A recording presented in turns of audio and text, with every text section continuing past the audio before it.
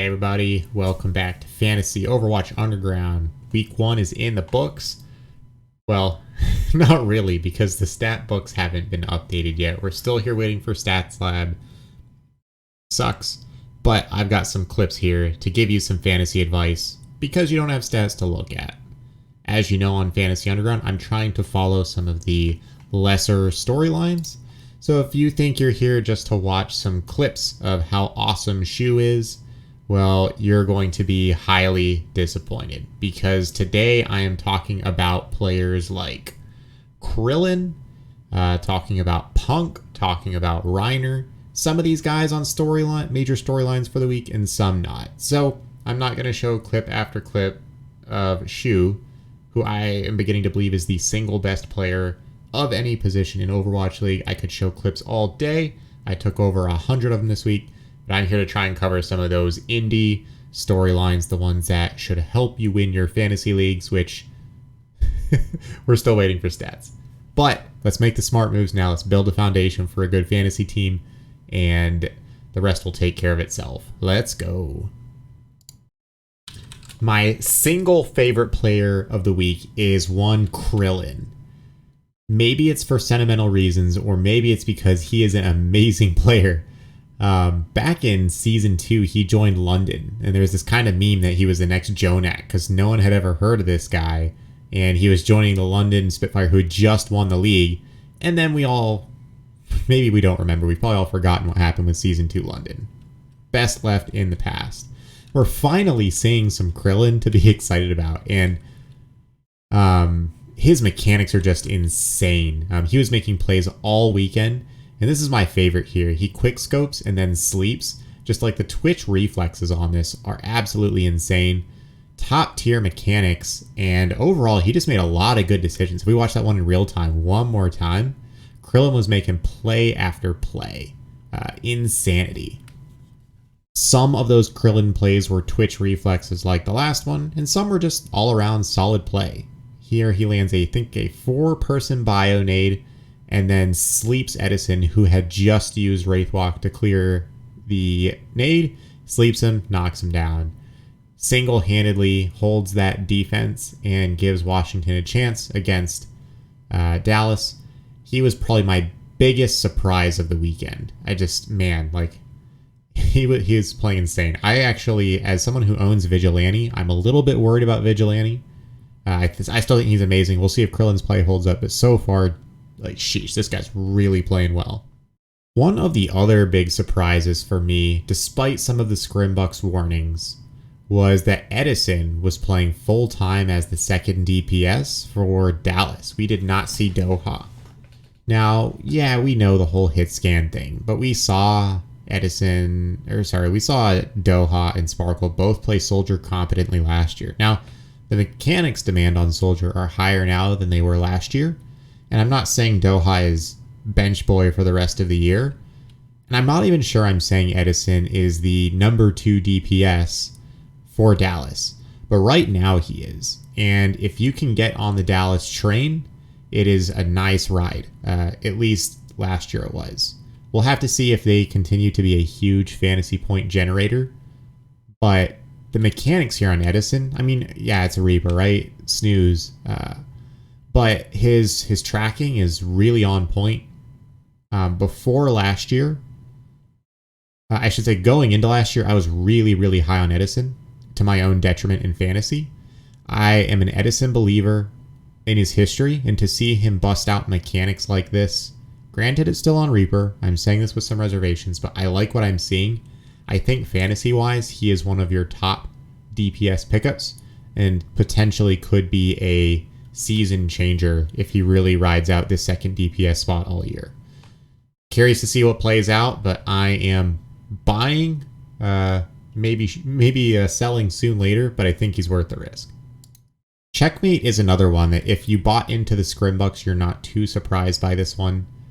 I generally go based on play that I see, and while I may not be the first one in my league to own Checkmate as a result of that, he is definitely somebody who should be picked up. Now, this could also be temporary because we're seeing him on the Genji, who I think is one of his more preferred heroes. But here he just completely deletes Glister. When Glister has ult, pops it and just eliminates that ult right off the map with some really nice play. The dash and the right clicks. All the stuff you like to see out of your top tier Genjis. So meme no more. Checkmate has actually arrived. For good measure, I'm going to pull in one more clip here. This one of someone. Florida is another one of those where the scrim bugs were true, as they were in almost every instance this weekend. And he's looked like a really solid all-around main tank player. He's playing each of the main tanks well, and we'll have to see. I have to believe he's going to mostly perma-bench Adam. This team looks really good, like dangerously good, and it is largely behind someone often outplaying the other tank heroes. I won't say he did that to Hawk, but this was truly a competitive series. If you didn't pay that close attention and saw 3-1, you might be like, hey, Florida took a map. Good for them. They were close to winning this series, not going to lie. So really like Checkmate, really like someone. And I didn't pull in any Surmajed clips, but those three guys look to be extremely good.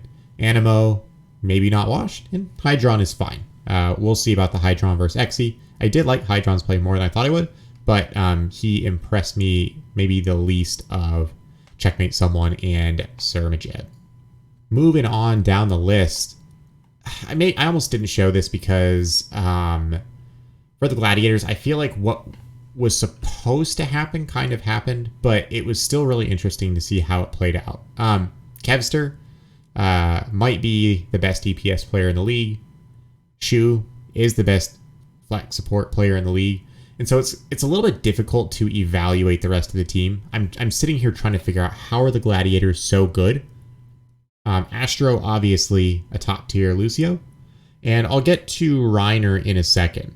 Patiphan, I think he is as advertised. He had some very high highs this weekend where he has a chaotic play style that is really, really fun to watch, can catch people off guard, and gives his mechanics a chance to outshine. But he's not all the way there yet. And in this play, he gets nanoed and kind of does almost nothing with it, just missing left clicks, missing right clicks. And it looks bad. It feels bad. Not here to take a dump on Patiphan. He did have some weak moments, but he also had some very strong moments. So, you know, Ons, it would be fun to show some Ons clips. I'm not going to do it for the sake of time. Ons had some really sick hit scan play. I think we're in a rotation outside of Kevster. And I think both Ons and Patiphan, depending on how metas develop, are both at different points this year going to have a ton of value. But based on the heroes they play from strictly a fantasy perspective, Patiphan is probably the better one to own. There's this general narrative that I'm seeing. I can't tell if it's serious or not. I think it's to the point where it's getting repeated so much that people are kind of seriously believing it. And it is around Reiner. So he played almost the entire weekend. We did not see much of space. And I'll be honest, I think Reiner looked fine, but he is not, to me, an elite main tank. Some people might kind of feel that way because the Gladiators are really good because he benched space. To be determined what the configuration for this team is for the rest of the year, but I do not believe this is just goodbye space, hello Reiner. I didn't see the kind of main tank play that I saw from someone to make me say, wow, this guy is incredible. I think he did what he needed to do. He played very well. But if somebody in your league drops space out of frustration, I would be someone who would love to stash him because I think there will be space value to be had unless, you know, he turns out to somehow be washed. I kind of don't think so. We didn't see enough play to really believe that yet. But if this is a space problem more than it is a Reiner, if something is up here, it's because space is not playing well and not because Reiner is so good that you have to bench space. In videos before the year, I'm really happy that I called Sam the better pickup over Kilo, and I still stand by it. I'm not sure if experts would agree, but I saw enough from Sam that, at least in the short term, I think he is the better own and the better play, not just for fantasy, but for the shock overall. Yeah, he's playing Genji. We'd rather see proper on the Genji, and Kilo's good enough to warrant playtime, but I would love to own Sam. I think he did play well enough to excite me, and maybe it's just the Genji, but I've seen enough from him on other heroes that overall yeah, I like Sam. I think he's going to be a huge value add. And I do think that he's pound for pound the better player than Kilo. So we'll see if that sticks up playtime wise. Way to go, Sam. Nice weekend. It was interesting to me. Hawk might be the best tank player in the league right now. It's tough to say for sure. Of course, this early, that's kind of one of those hot take type things. Here we see him having the awareness to follow KRILLIN out.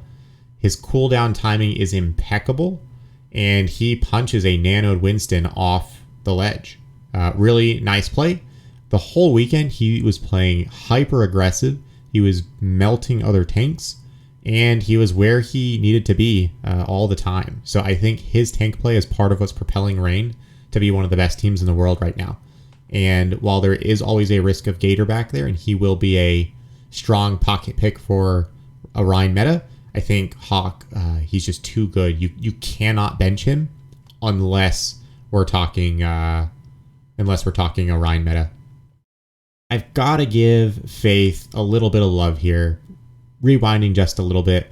I noticed him a couple times having good plays, and yes, it could be some bias looking out for him since he was on my boring player list. In this particular clip, he does a really nice job booping Kevster's blade and basically, taking one of the best DPS players in the league and just making him waste his ultimate. He was in the background doing a lot this weekend, and I've not given up on the Boston Uprising just yet. I really enjoyed Punk's tank play. I do believe he is the best tank to own fantasy-wise in Boston, and I don't think he's any kind of must pickup because Boston was a little bit concerning. But if the waiver wire tank-wise is a little bit shallow and you don't like the options out there and you're kind of picking amongst options you don't love, Punk for me is kind of at the top of that list. So really, really good Sigma play. He played a little bit of Diva, which was a little bit unexciting, and he also had some pretty nice Doomfist play as well. So he's showing great mechanics on multiple heroes, and while we did see, I believe, a single map of Marvel and a single map of It's All, I am not extremely worried that Punk is going to get benched for those guys. Clearly, we already saw it, so it could continue, and if they go full monkey or something else, we could see Punk benched, but this looks to me like a team that needs to play to the strength of their players rather than being a slave to the meta. And I like the idea of Punk being a mostly full-time starter. So if tank line is shallow, Punk looked good. And I saw enough from Valentine, enough from Faith and MCD to believe that this team has some room to surprise, to stay competitive, and to not put up some really bad fantasy scores. I will end on the Vancouver Titans, who were generally underwhelming. I did like Psycho's play much more than I was expecting to, at least in their first match of the day. His Genji was surprisingly good.